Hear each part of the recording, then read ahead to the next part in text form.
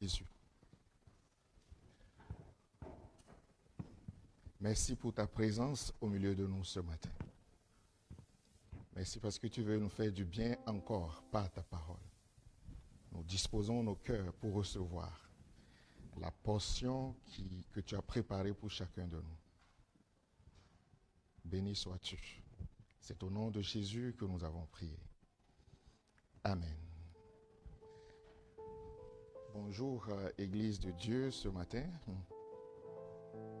Bonjour à tous. Bonjour à toutes. Que la grâce de notre Seigneur soit notre partage ce matin.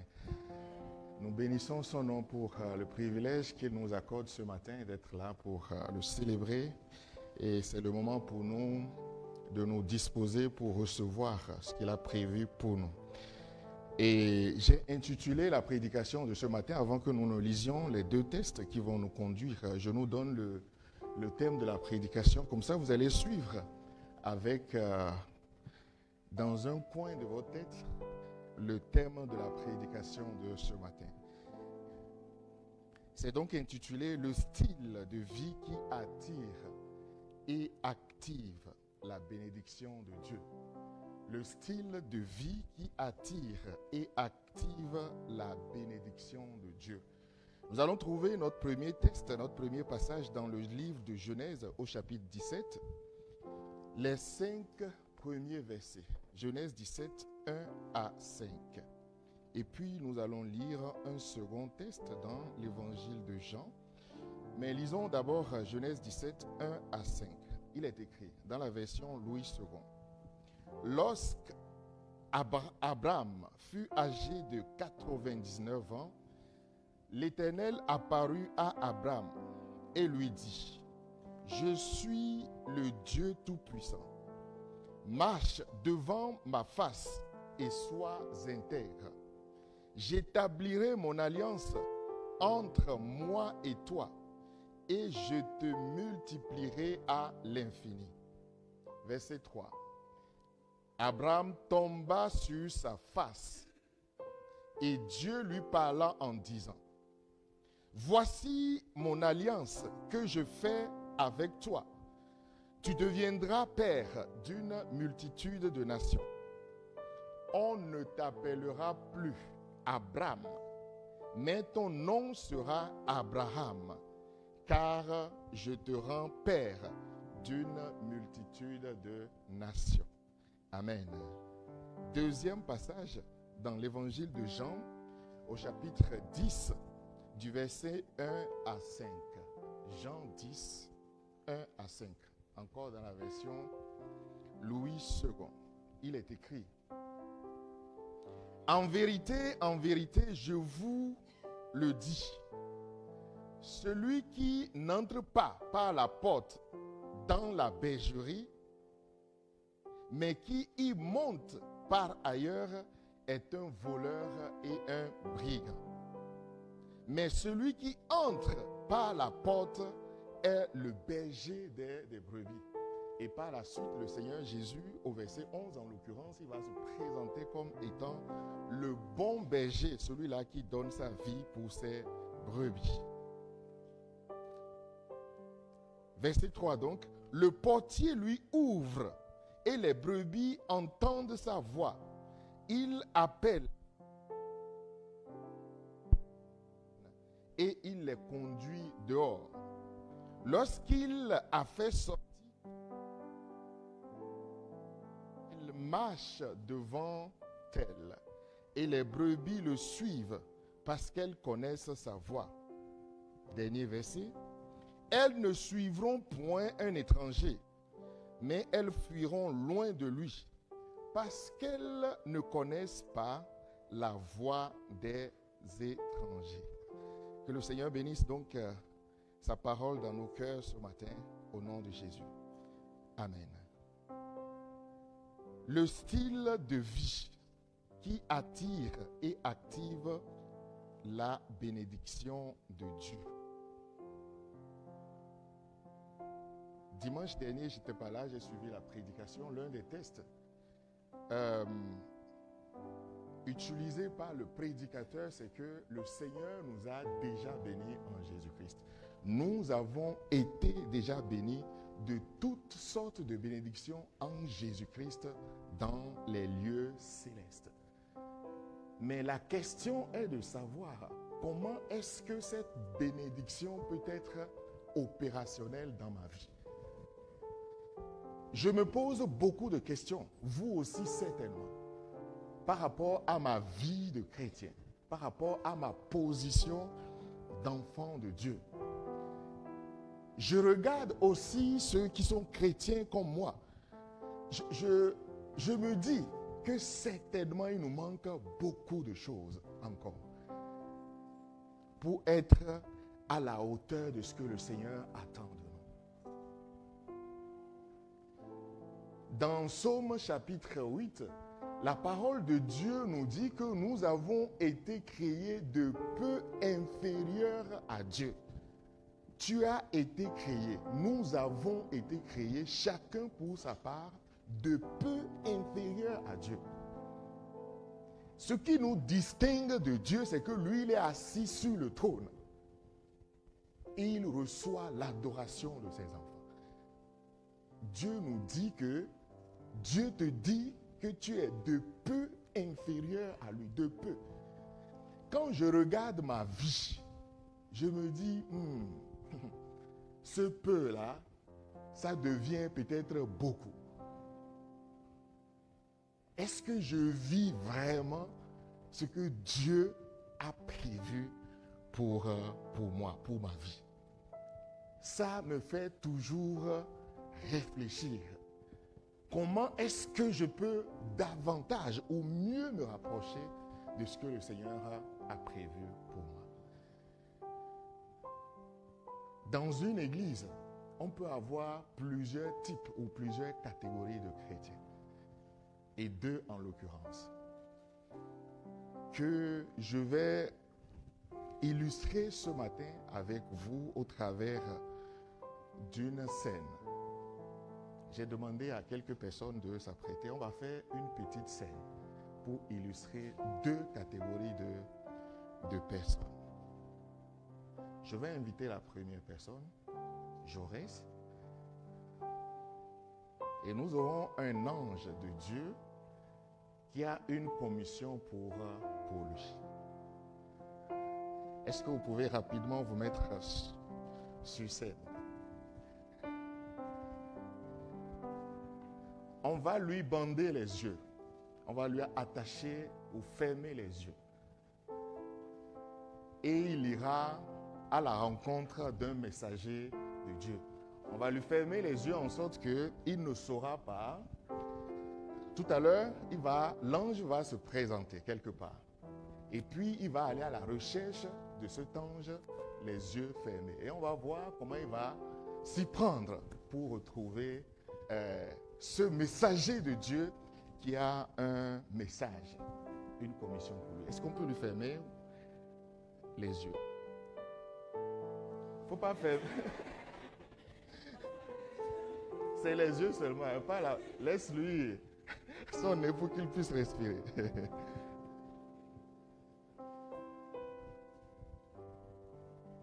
Ok, l'ange de Dieu va se placer quelque part avec une commission, un message pour lui. Et il ira à la recherche de cet ange. Voilà, ses yeux sont fermés. C'est moi qui te garde, je reste. Voilà, ok. L'ange est quelque part dans la salle. Va à sa rencontre pour récupérer le message qu'il t'a apporté. Ok, vas-y.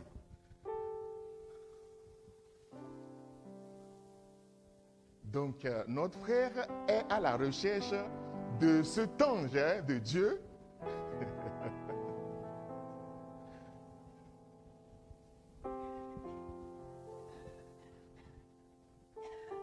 Jaurès, est-ce que tu sais là où se trouve l'ange?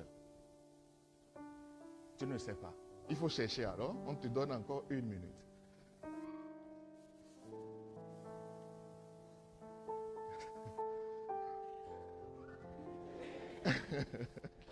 Est-ce qu'il est dans la bonne direction, hein? Ah, il cherche encore.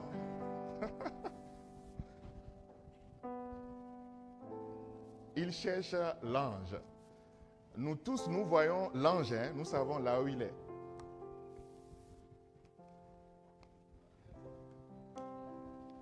Est-ce que vous pouvez lui ouvrir les yeux pour qu'il voit sa position et la position de l'ange? Et l'ange va lui dire le message. Il n'a pas retrouvé l'ange, n'est-ce pas? Voilà là où se trouve l'ange. L'ange a une mission, une commission pour toi. Il va lire cette mission. Bien, il va lire le message que le Seigneur a pour toi. Mon fils Jaurès, le paquet que tu viens de recevoir contient des bénédictions, des instructions et directives à suivre concernant ta vie et celle de ta famille pour les 10 prochaines années. Ton Père Céleste. Ah, un message que Dieu lui adresse avec un paquet. Est-ce que Jaurès est rentré en possession de cette commission? Est-ce qu'il a reçu la bénédiction que le Seigneur a prévue pour lui? La réponse c'est non.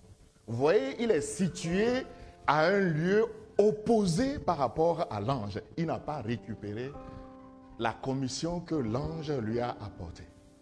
Donc, les directives concernant sa vie pour les 10 prochaines années, il ne les aura pas. Donc, il va marcher en tâtonnant pendant les 10 prochaines années de sa vie. Il y a beaucoup de chrétiens qui sont dans cette situation. Mais il y a une deuxième catégorie, merci Jaurès, il y a une deuxième catégorie de chrétiens que nous allons voir tout à l'heure.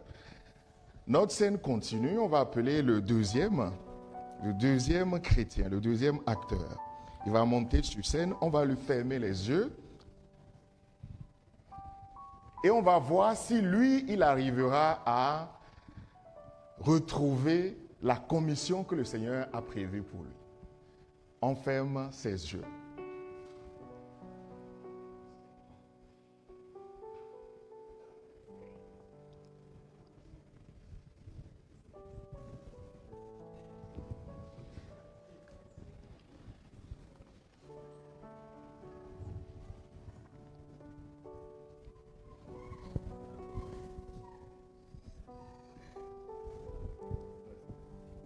Tu vois? Tu ne vois pas? Ok. Très bien. Donc, je vais jouer le rôle de Dieu dans cette scène. Je vais lui parler et je vais l'orienter pour qu'il puisse retrouver la position de l'ange. Ok. Sébastien, vas-y tout droit. Vas-y, oui, tu es dans l'allée. Vas-y, tout droit, continue tout droit. Oui, vas-y. Tu es sur le bon chemin, tu es sur la bonne route, la bonne voie. Continue encore 1 mètre et tu tournes à droite. Va un peu devant, oui, tourne à droite. Marche 2 mètres et tu tournes à droite encore. Encore, voilà, tu es sur la bonne voie. Marche tout droit. Recentre-toi un peu, côté droit. Très bien, marche tout droit. Continue, tout droit. Arrête-toi. Fais un premier pas vers la gauche.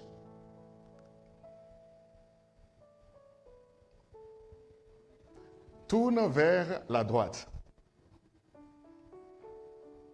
Décale-toi légèrement vers la gauche. Légèrement. Fais un pas devant. un demi-pas devant encore. L'ange est devant toi.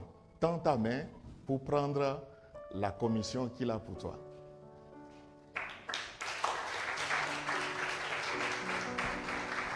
L'ange lui dira maintenant le contenu du message. On va lui ouvrir les yeux puisque l'objectif est atteint. L'ange va lire à haute voix la commission qu'il a pour lui. Mon fils Sébastien, reste là où tu te trouves. Dans 2 heures, je t'enverrai un autre ange pour t'apporter le repas de ce jour. Il te dira aussi comment utiliser le paquet de ta bénédiction que tu viens de recevoir, ton Père céleste. Amen.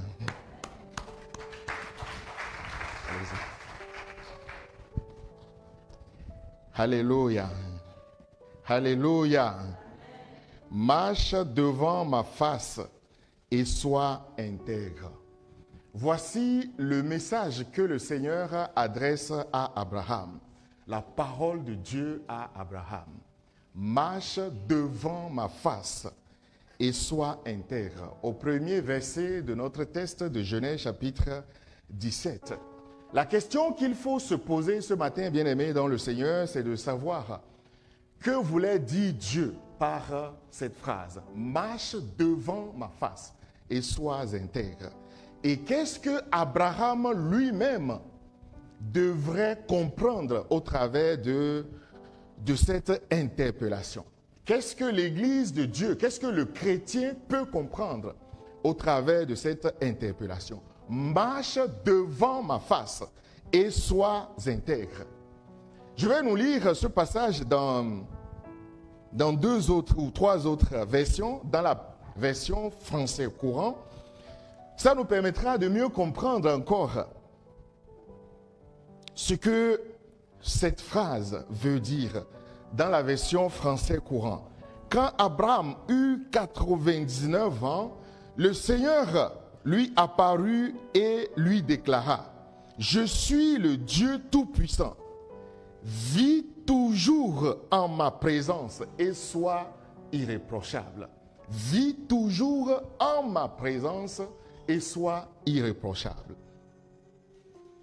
Dans la version Parole de vie 2017, il est écrit: Abraham, quand Abraham eut 99 ans, le Seigneur se montre à lui. Il dit à Abraham: Je suis le Dieu Tout-Puissant. Vis sous mon regard. Vis sous mon regard et fais toujours ce qu'il me plaît. Vis sous mon regard et fais toujours ce qui me plaît. Et enfin, dans une dernière version, la version du semeur, l'Éternel lui apparut et dit: Je suis le Dieu Tout-Puissant. Mène ta vie sous mon regard. Mène ta vie sous mon regard et comporte-toi de manière intègre. Comporte-toi de manière intègre. Bien-aimé dans le Seigneur, Dieu appelle Abraham donc à mener une vie sous son regard et être irréprochable.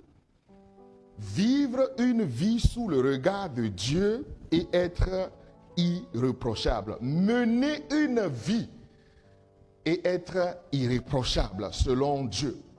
Voici donc le style de vie qui attire et active la bénédiction de Dieu dans la vie du croyant. Dieu nous a déjà bénis. Dieu a déjà préparé pour chacun de nous.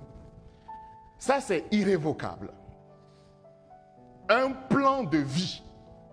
C'est ce qu'il a dit à Jérémie. Avant que tu ne naisses, Dieu dit à Jérémie que c'est lui qui l'a formé, tissé dans le sein de sa maman. Et avant donc sa naissance, Dieu l'avait consacré, il l'avait établi pour être prophète des nations. C'est-à-dire Jérémie, comme chacun de nous ici-bas, Dieu a déjà préparé une feuille de route pour sa vie.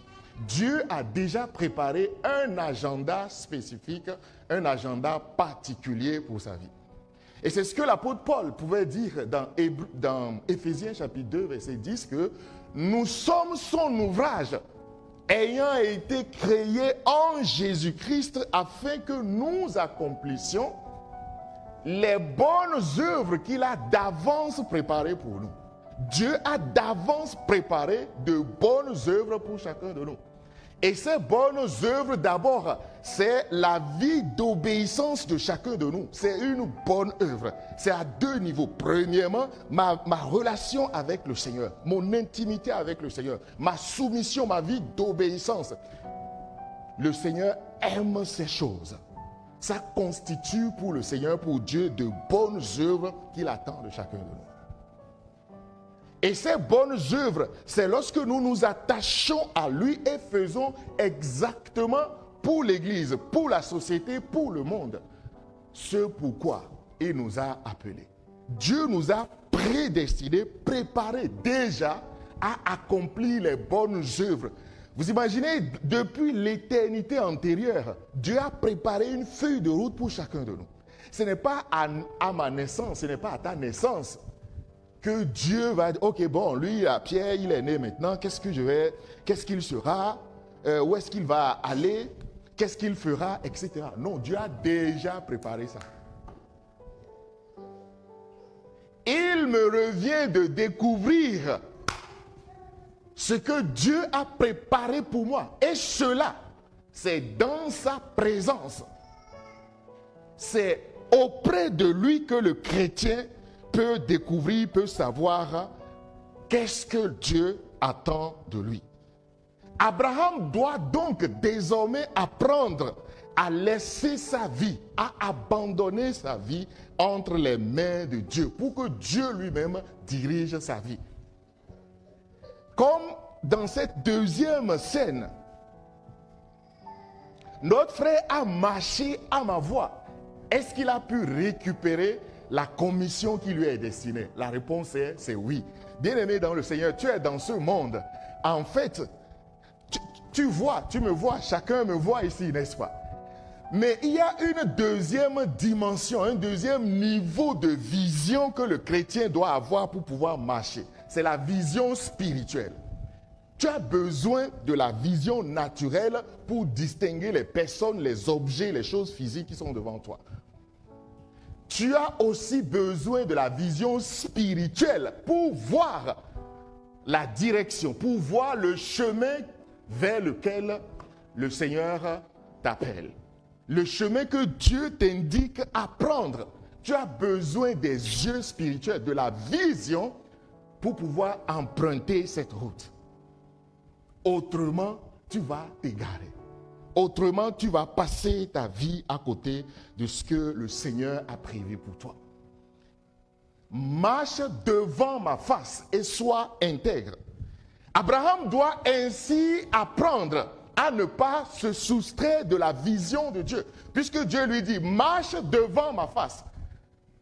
Marche en ma présence. Marche en sorte que tu sois sous mon regard, sous ma vision, pour que je puisse t'avoir sous mes yeux. Marche devant ma face et sois intègre, sois irréprochable. Ne te soustrais pas de ma présence. Et c'est alors que je vais conduire, je vais diriger tous les aspects de ta vie. Je serai au contrôle de ta vie. Vous savez, souvent, on a l'habitude d'utiliser des phrases ou bien des formules assez diplomatiques. Dieu est au contrôle. Ne t'inquiète pas, Dieu est au contrôle. Mon ami, Dieu ne sera pas au contrôle s'il n'a pas la direction de ta vie. Non? Tu es dans une voiture, c'est toi qui es au volant. Et Dieu, il est peut-être passager assis derrière. Et tu dis, est-ce qu'il est au contrôle? C'est toi-même qui es en train de conduire ta vie. Dieu est peut-être assis comme passager, c'est toi. Il n'est pas au contrôle. Il sera au contrôle lorsque tu lui laisseras la direction de ta vie.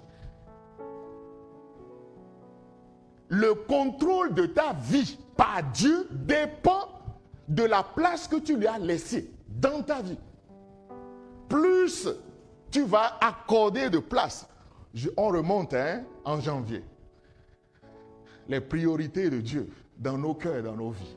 Plus tu vas laisser de place à Dieu dans ta vie, mieux il pourra te conduire, mieux il pourra te diriger. Mais si Dieu n'a pas de place dans ta vie, dans ton cœur, non. C'est toi qui vas conduire, diriger ta propre vie. Abraham donc doit apprendre à ne pas se soustraire des regards de Dieu. Il doit apprendre à vivre et à mener sa vie sous le regard de Dieu. Vis toujours en ma présence. C'est ce que nous avons vu, on a lu tout à l'heure dans la version français courant. Vis toujours en ma présence.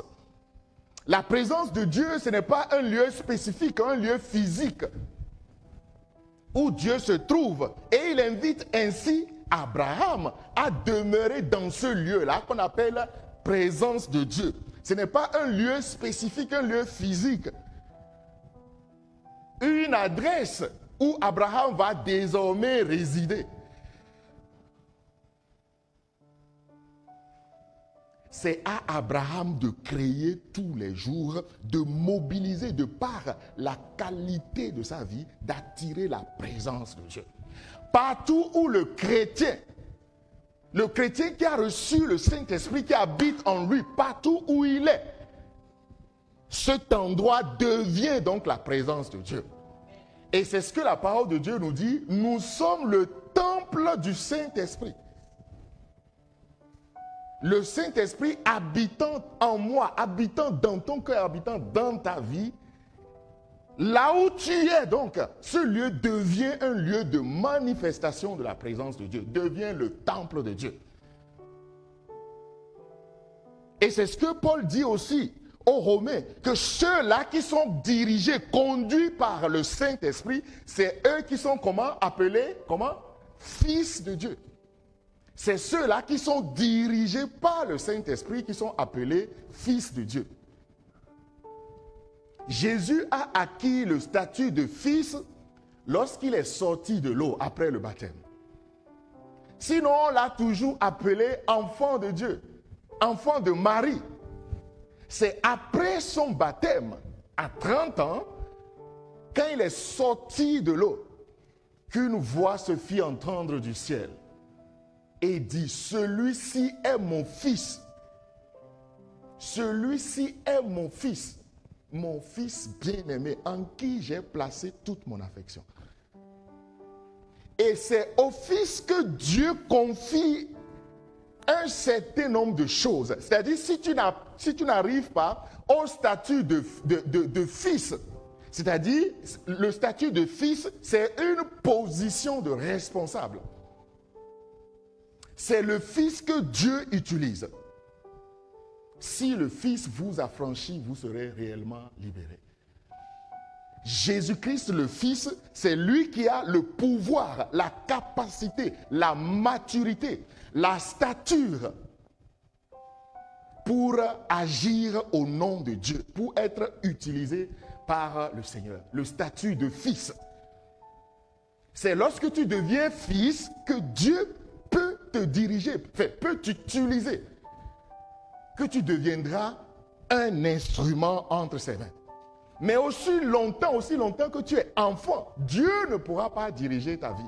Il ne pourra pas t'utiliser. Il y a des trésors, il y a des choses que Dieu ne mettra pas entre tes mains parce que tu es encore fils, que tu es encore enfant. Tu dois grandir et devenir fils. C'est le fils qui reçoit du Père des orientations spécifiques pour agir. Le bébé, non. L'enfant, non. Il doit grandir d'abord et atteindre le niveau, la stature de fils. Et la présence de Dieu que Abraham doit apprendre ainsi à cultiver, c'est dans cette présence-là que Abraham pourra entendre les orientations de Dieu parce qu'il est dans la présence de Dieu. C'est là qu'il pourra mieux capter la voix de Dieu. Est-ce que c'est parce que Dieu n'est pas omniprésent ou bien Dieu n'est pas... Non. Dieu, par définition, il est présent partout. Mais le périmètre qu'il a défini pour Abraham, pour chacun de nous, c'est dans ce périmètre-là que nous sommes appelés à vivre. Et c'est là que nous sommes susceptibles d'entendre la voix de Dieu. Et c'est dans la présence de Dieu que nous apprenons à reconnaître sa voix, que nous apprenons à discerner sa voix. Voilà pourquoi le chrétien doit cultiver la recherche, il doit affectionner la présence de Dieu. On va le voir tout à l'heure comment.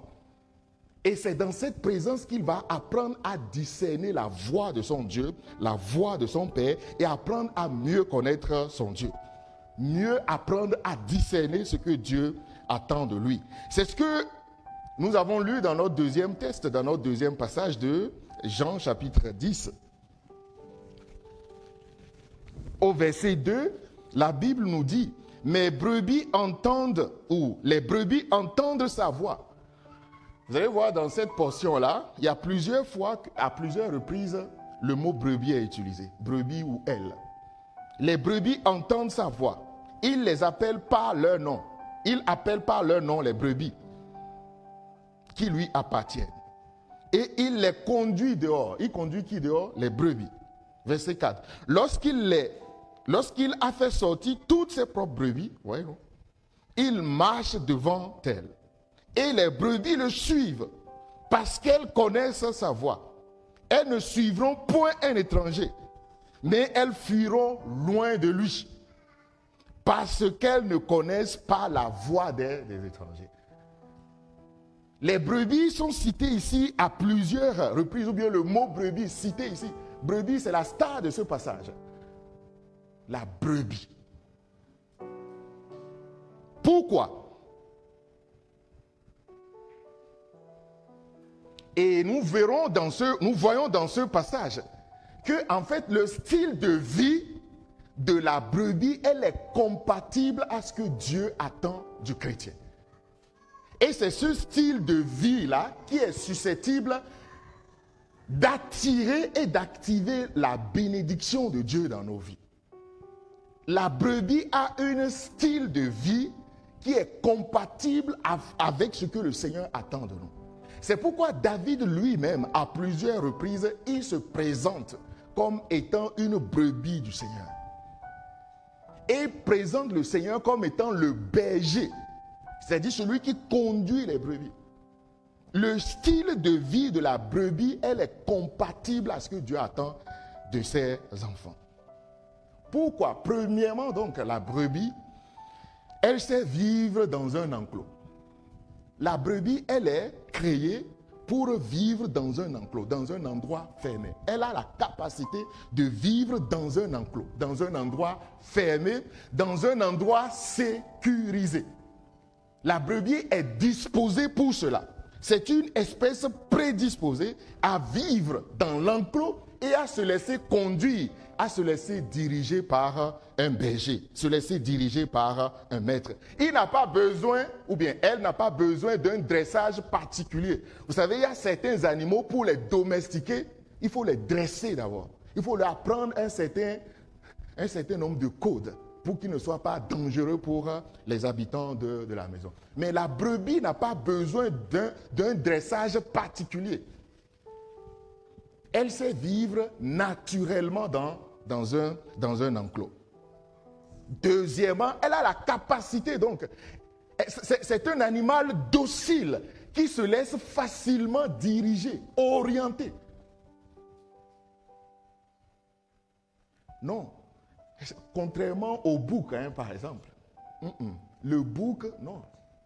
Même si vous l'enfermez, il va escalader, quoi. J'ai élevé, quand j'étais enfant, des animaux. Le bouc, non, lui ne sait pas vivre dans un enclos. Et quand vous lisez Apocalypse, le Seigneur compare les infidèles à des boucs, quoi. Retirez-vous de moi, ou bien des chiens. C'est des animaux vagabonds. Eux, ils ne savent pas vivre dans un périmètre préparé par leur maître. Non. C'est la brebis qui est un animal docile. Docile. Elle sait écouter le maître. Elle sait vivre sous la direction, sous la conduite du maître. Et la Bible compare le chrétien donc à la brebis. Est-ce que tu es brebis? Est-ce que tu peux être une brebis du Seigneur? David, lui, se positionne comme étant une brebis du Seigneur. L'Éternel est mon berger. Il sous-entend que je suis la brebis de l'Éternel. L'Éternel, mon berger, je suis sa brebis. Parce que je sais vivre dans un périmètre, je sais vivre sous le regard de Dieu. L'enclos est un endroit sécurisé. Bien-aimé dans le Seigneur, en fait, cette sécurité, qui en tire le bénéfice? Est-ce que c'est le berger ou bien c'est la brebis? La sécurité profite à qui? Profite à la brebis, n'est-ce pas? Tu dois rechercher la sécurité auprès de Dieu. Et cette sécurité-là dépend de ta capacité de docilité. Tu dois être un chrétien docile. Donne-moi un bon amen et on va continuer. Un chrétien docile, quoi, comme la brebis, qui sait vivre dans l'enclos et qui sait se diriger par le Seigneur. Troisièmement, la brebis, la parole de Dieu nous dit qu'elle connaît la voix des étrangers. Et la Bible nous dit, même dans le texte que nous avons lu, qu'il y a des voleurs et des brigands qui escaladent souvent l'enclos ou la clôture de l'enclos pour aller voler les brebis. Et le Seigneur qualifie, la Bible qualifie cette personne-là de voleurs et de brigands. Eux, c'est escalader. Mais lui, le bon berger, il entre par la porte de l'enclos. Et ici, la brebis, elle sait reconnaître, elle connaît, la Bible nous dit qu'elle connaît la voix des étrangers.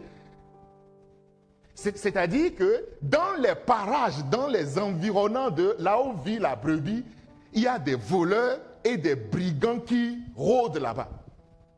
Là où il y a une brebis, ou bien là où il y a un troupeau de brebis, il y a des voleurs et des brigands qui sont dans les parages.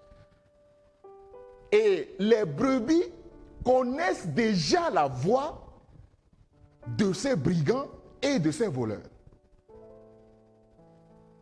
Par déduction. Pourquoi? Parce que la Bible nous dit aussi que la brebis ou bien les brebis connaissent la voix de leur maître. C'est-à-dire elles connaissent la voix du berger. Donc dès qu'un brigand ou bien un voleur entre, au travers de sa voix déjà, la brebis sait que non, ça c'est pas notre berger, ce n'est pas notre maître. Et qu'est-ce que la brebis fait lorsqu'elle entend la voix des brigands? C'est-à-dire, lorsqu'elle entend la voix un danger, puisque le voleur et le brigand représentent de danger pour la brebis.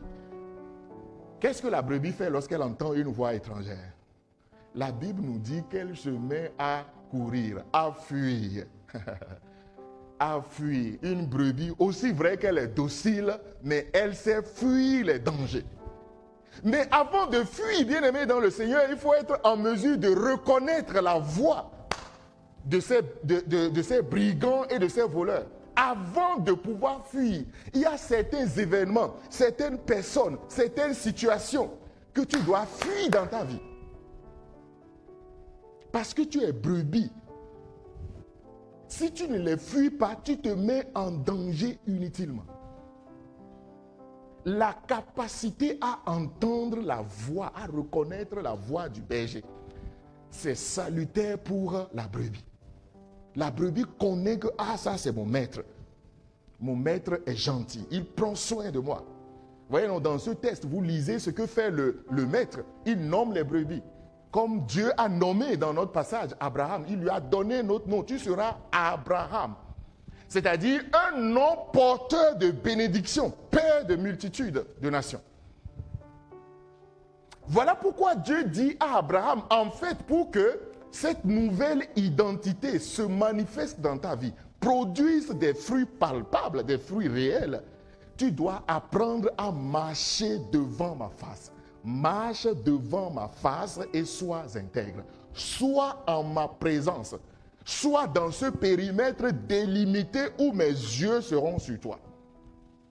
sois dans ce périmètre où tu vas apprendre à savoir qui je suis. C'est ça la brebis. Elle reconnaît la voix de son maître, la voix du berger qui la conduit.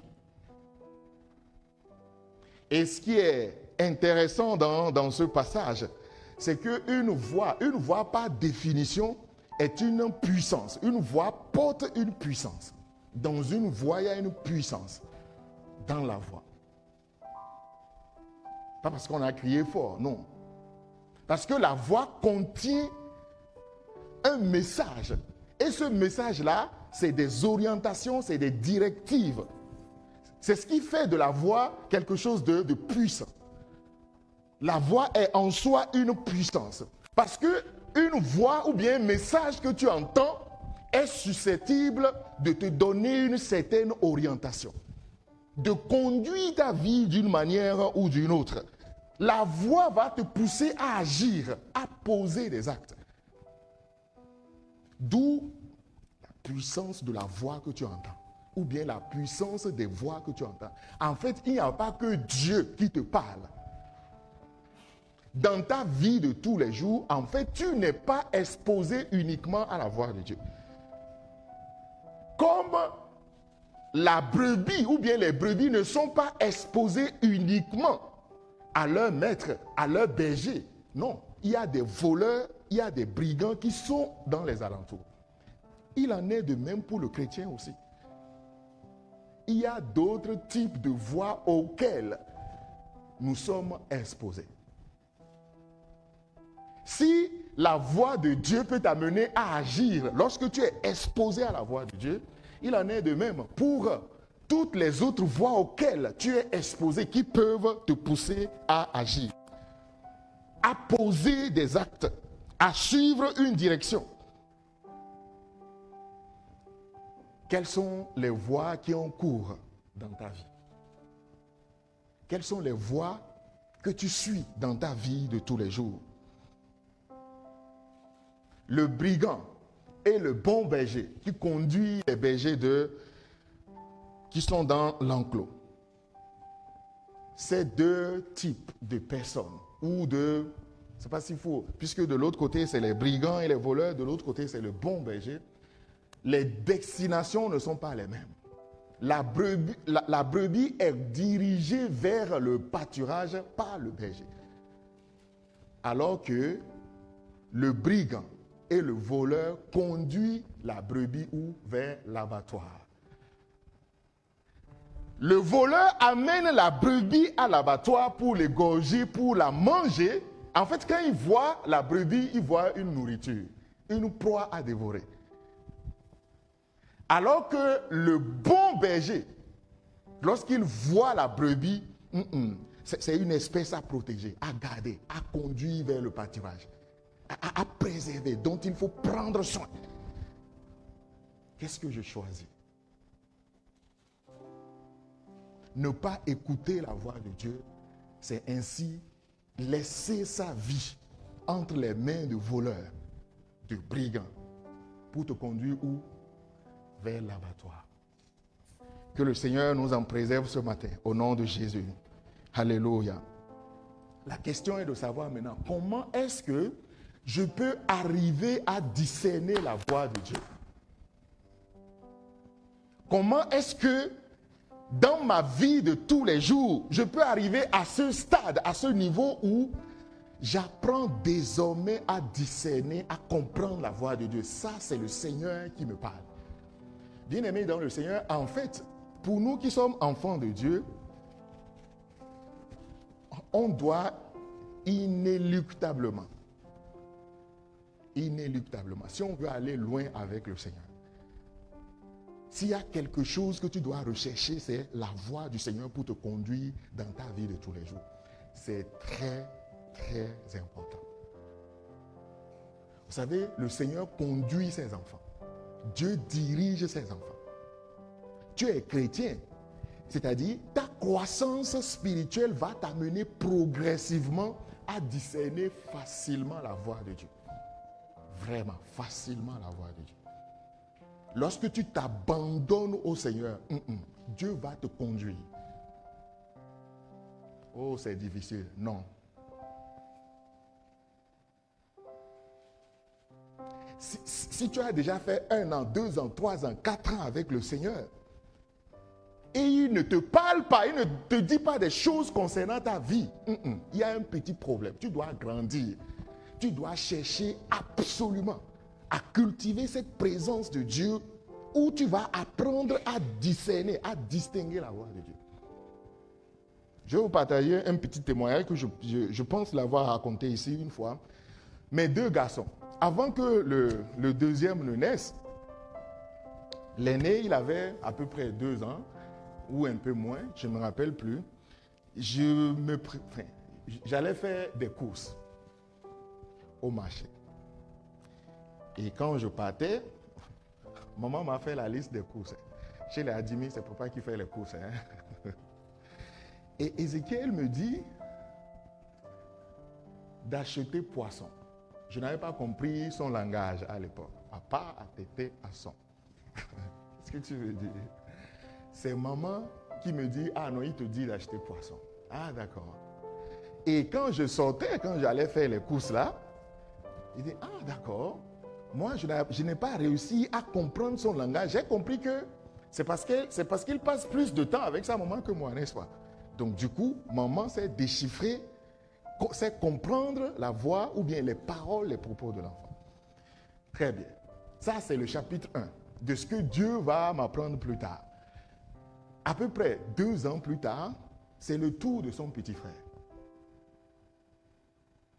J'étais dans un coin de la maison en train de travailler sur mon ordinateur et eux, ils étaient là, les enfants, avec leur maman d'un autre côté. Et le petit, il était en train de pleurer en demandant quelque chose à sa maman.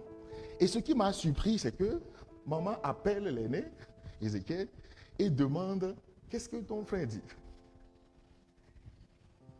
Et Ézéchiel lui dit, il a dit telle chose. Quoi. Et maman lui a donné ça, et il s'est calmé. Quoi. J'ai dit, c'est pas possible. Quoi. Ce que je faisais là, j'ai arrêté. Quoi. J'ai dit, comment c'est possible ça? Mais Ézéchiel va à l'école déjà. Il avait déjà commencé la maternelle. Il va déjà à l'école. Comment se fait-il que, mais techniquement, ou normalement, le petit passe plus de temps à la maison avec sa maman que le grand frère. J'étais là et dit, comment c'est possible? Voyez dans le chapitre 1 de la leçon, 2 ans plus tôt. Maman qui sait déchiffrer les paroles de... Il dit, comment c'est possible? C'est là que Dieu entre en scène pour m'expliquer, pour m'apprendre quelque chose concernant la vie chrétienne. Dieu, c'est très bon, quoi. Parfois, quand je suis là, quand Dieu commence par m'expliquer des choses, je dis, waouh, Dieu est bon, alléluia. Je peux rester parfois 2 heures en train d'écouter Dieu. Vraiment. Il n'y a pas un professeur d'université qui peut m'enseigner aussi comme ça. Vraiment.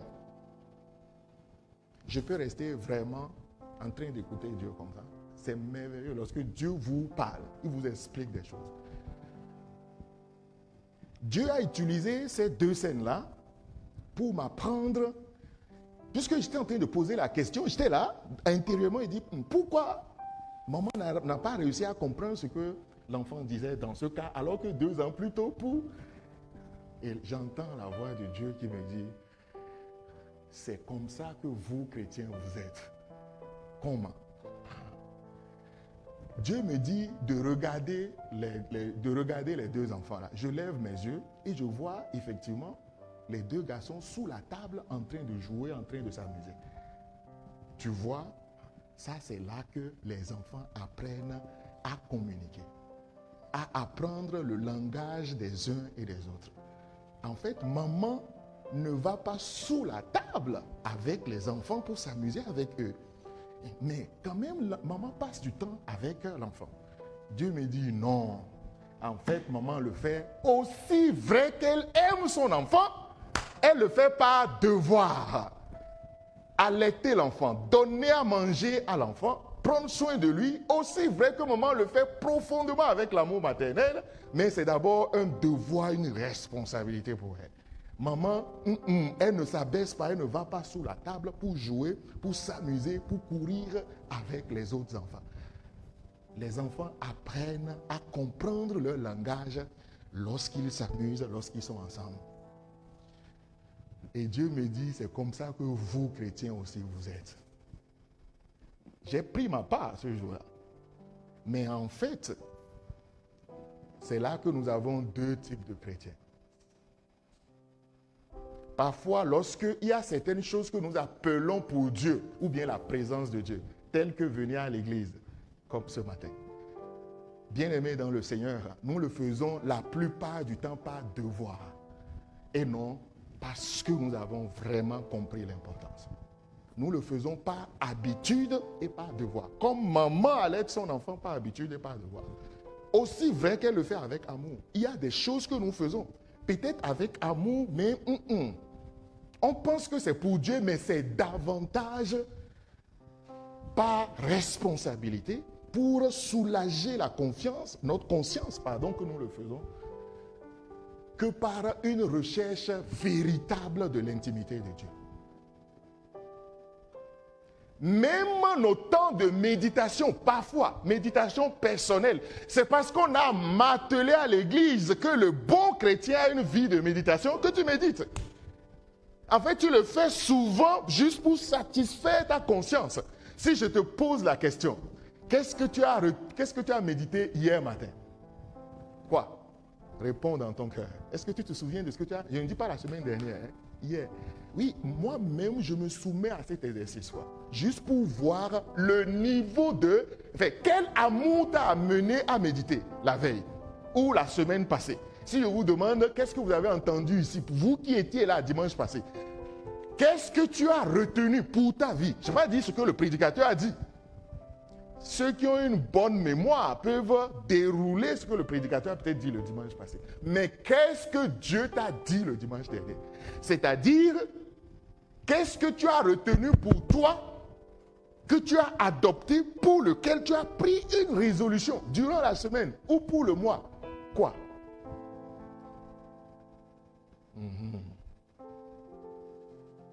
Parfois, nous sommes à l'église beaucoup plus pour qu'on ne m'appelle pas. Ah, Pierre, pourquoi tu n'étais pas là dimanche? On vient. Pourquoi ok, je viens aussi à l'église parce que j'ai l'habitude d'aller à l'église le dimanche matin. Je te pose aussi une autre question ce matin. Quelle est l'attente avec laquelle tu es venu ici ce matin? Quel est le désir avec lequel tu es venu ici ce matin? Est-ce que tu es venu ce matin avec une attente particulière? Avec un désir particulier? Avec quelque chose de particulier? Les enfants, ils aiment souvent aller avec leurs amis. Pourquoi? Mais en fait, ils veulent s'amuser, ils veulent rigoler, ils veulent passer de bon temps avec eux. L'enfant, il veut aller souvent s'amuser avec les autres. Il veut discuter, il veut jouer. Ils se tombent dessus, ils font tout ça. Il a envie d'aller faire ça. Vous voyez, cette envie-là le bouscule. Parfois, il ne va pas. Il peut se soustraire et partir. Il a vraiment envie. Rien ne peut le retenir. En fait, qu'est-ce qui te bouge? Qu'est-ce qui t'amène à l'église? Qu'est-ce qui te fait lever le matin peut-être pour méditer? Est-ce que tu es comme cette maman-là qui, malgré l'amour qu'elle a pour l'enfant, nourrit l'enfant, prend soin de l'enfant, malgré cet amour? Mais elle le fait par nécessité, par obligation, parce que c'est son enfant et personne d'autre ne viendra le faire. Vous voyez, souvent aujourd'hui dans notre siècle, la preuve est que même cette responsabilité-là qui est, ouais non, maman aime son enfant. Aujourd'hui, il y a des mamans qui donnent leurs enfants, n'est-ce pas, ou dans les crèches dès l'âge de 2 ans. Vous voyez, non? Ça veut dire que maman peut se passer de ça. Ça prouve que pour maman, c'est d'abord une responsabilité pour elle en tant que mère de l'enfant. Et pour toi ce matin, qu'est-ce qui te fait venir dans la présence de Dieu? Nous avons chanté ce matin un chant. Sincèrement, il y a certains chants que je ne chante pas. Si ma vie est en décalage, non. Je vais résoudre ma vie d'abord avant de chanter certains chants. Je suis amoureux de Dieu. Et tu vas m'expliquer comment ça marche, quoi, lorsqu'on est amoureux de Dieu. Toi, tu es amoureux de Dieu Je suis amoureux, quoi? Non. Parfois, on chante de n'importe quoi. Tu mesures la profondeur de ce que tu dis. Vous voyez, il y a plusieurs niveaux d'amour, n'est-ce pas? L'amour de maman aux enfants et vice-versa. Cet amour philéo.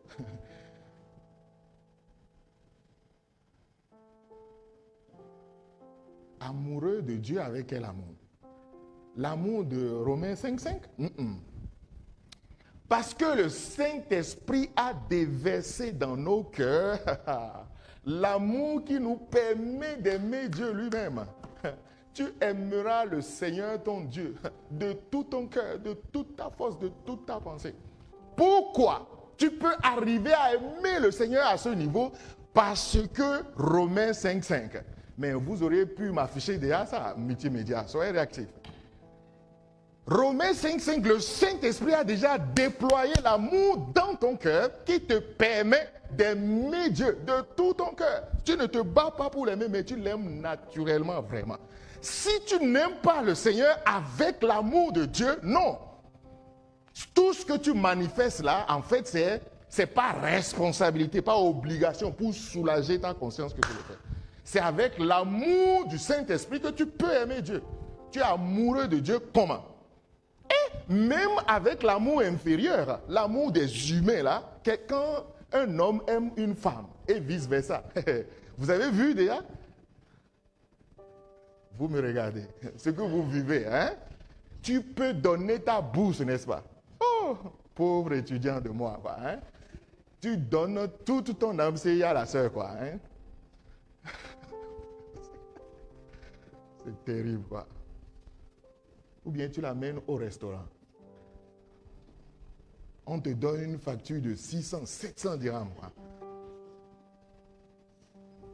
Ça c'est l'amour même des humains, quoi. Tu as aimé la personne au point même de lui donner toute ta bourse, quoi. Vous le faites, n'est-ce pas? Vous le faites, vous me regardez. Il y a des sœurs aussi qui aiment ça. Le garçon dépense toute sa bourse sur lui, sur elle. Et tu es contente? Non. Va lui rembourser son argent, hein? C'est l'amour des hommes, ça. Si l'amour des hommes peut t'amener à agir ainsi, à plus forte raison, l'amour de Dieu qui est dans ton cœur, on doit voir plus que ça. C'est pourquoi quand tu dis je suis amoureux de Dieu, là, et je te regarde, ferme ta bouche. Toi, tu es amoureux de Dieu. Si moi je ne vis pas ça, je ne vais pas chanter ça. Ça va m'interpeller, oui. Après, je vais voir, ok, Seigneur, comment je peux arriver à ce niveau-là, quoi. Mais nous faisons de spectacles parfois à l'église, quoi. Non.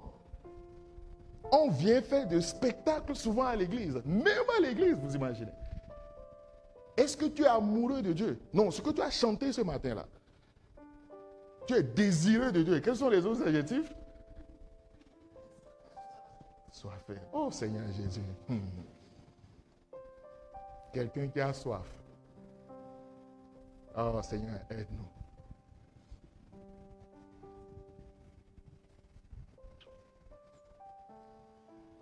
Je vais lire ce dernier passage et on va s'arrêter là. C'est dans Ésaïe chapitre 50, à partir du verset 4. Le Seigneur, l'Éternel, m'a donné une langue exercée pour que je sache soutenir.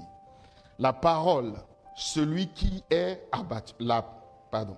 Pour que je sache soutenir par la parole celui qui est abattu. Il éveille chaque matin. Il éveille mon oreille. Pour que j'écoute. C'est vers cette partie que je voudrais attirer notre attention. Il éveille mon oreille pour que j'écoute. Comme écoute des disciples. Verset 5. Le Seigneur, l'Éternel, m'a ouvert l'oreille et je n'ai point résisté. Je ne me suis point retiré en arrière. Le prophète Ésaïe, il présente ici l'état de son cœur, son attitude. Le disciple qui est assis, qui est dans le périmètre tracé par le Seigneur pour sa vie. Et c'est là qu'il apprend à grandir dans la reconnaissance de la voix de Dieu. Il apprend à grandir dans la reconnaissance de la voix de Dieu. Cette voix-là qui dirige sa vie. Alléluia. Nous allons incliner nos cœurs ce matin pour prier.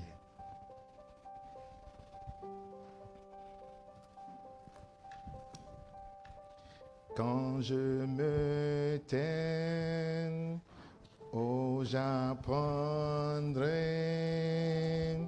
à écouter la voix du bon berger. Quand je l'entends,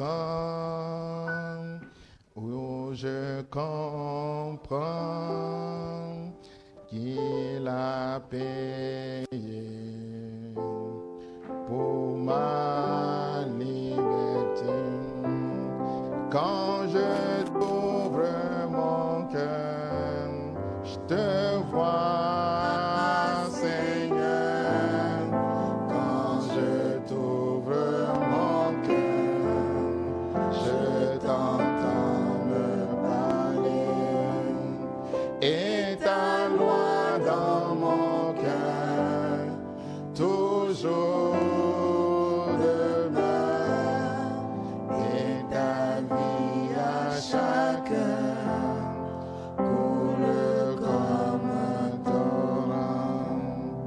Et ta loi dans mon cœur, toujours